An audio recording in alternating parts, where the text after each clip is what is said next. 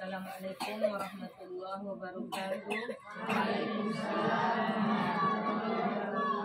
Alhamdulillah pada siang hari ini kita sudah diberi kesehatan jasmani maupun rohani sehingga kita dapat sama-sama hadir yaitu dengan kegiatan rutin setiap minggunya.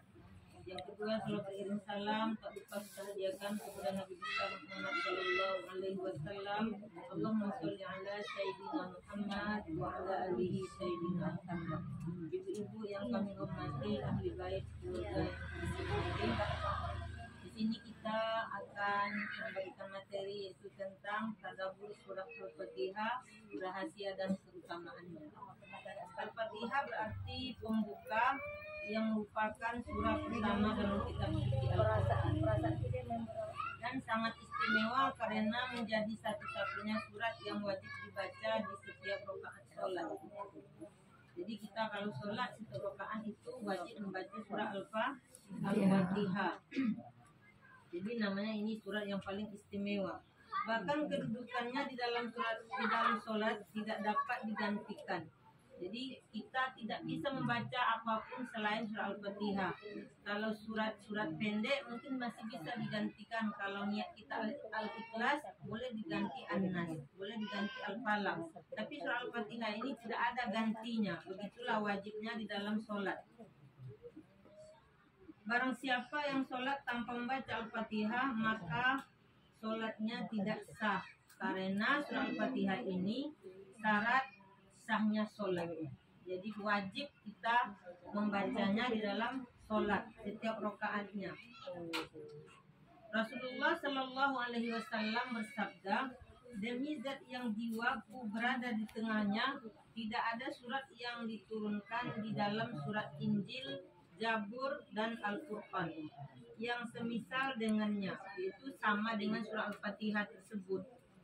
Surat yang berisi 7 ayat yang dibaca berulang-ulang dan Al-Quranul Azim. Mengapa kita harus membaca surah Al-Fatihah dalam salat? Karena ibadah kepada Allah Subhanahu wa taala harus ditopang dengan 3 macam amalan. Yaitu amalan hati kita. Kita dalam salat itu beramal. Di dalam beramal itu tentu kita dari hati. Jadi kalau dalam beramal kita harus ada 3 topang dalam beramal. Yaitu yang pertama rasa cinta. Kalau tidak ada kita rasa cinta kepada Allah tentu kita tidak akan beramal. Yang kedua rasa takut.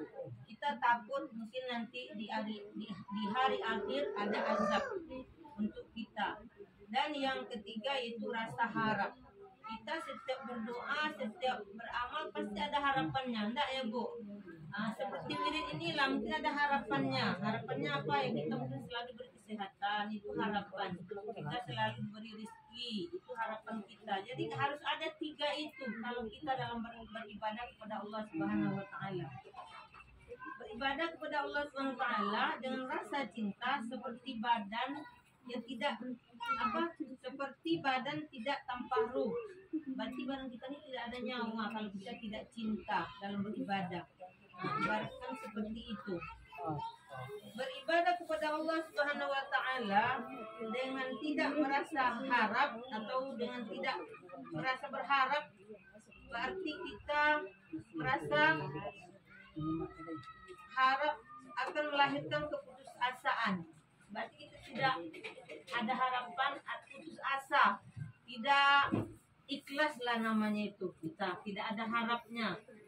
Jadi kita memang berharap kalau dalam beramal itu. Kita minta dilindungi.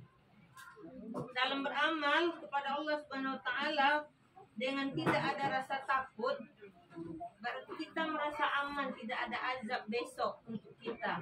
Berarti kita beramal itu sepele karena kita tidak takut. Jadi di surah Al-Fatihah ini sebagai seorang muslim kita harus mengetahui bahwa Al-Fatihah adalah bangunan kokoh yang menggambarkan kehambaan. Pengabdian itu sendiri di atas 3 pilar ibadah yaitu rasa cinta tadi, rasa harap dan rasa takut. Rasa cinta dihimpun oleh kalimat di dalam surah Al-Fatihah yaitu Alhamdulillahirabbil alamin. Apa artinya ini, Bu?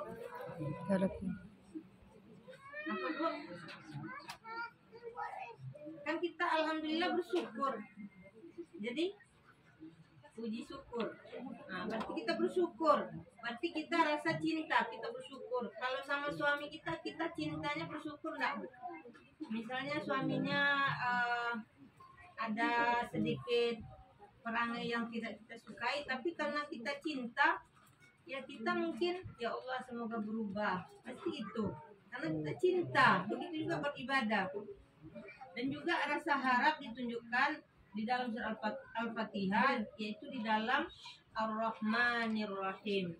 Karena kita butuh kasih. Sedangkan artinya Ar-Rahmanir-Rahim itu rasa apa? Maha pengasih dan penyayang. Ar-Rahman pengasih, Rahim penyayang. Jadi kita berharap Allah itu sayang sama kita. Dan yang ketiga, rasa takut disebutkan di surah Al-Fatihah di dalam kalimat Maliki Yaumiddin. Apa itu, Bu? Rasa takut tadi artinya Allah itu pemilik hari pembalasan. Jadi kalau kita takut dengan hari pembalasan, maka kita harus beribadah dengan 3 topang tadi. Yaitu rasa takut, rasa cinta, dan rasa harap.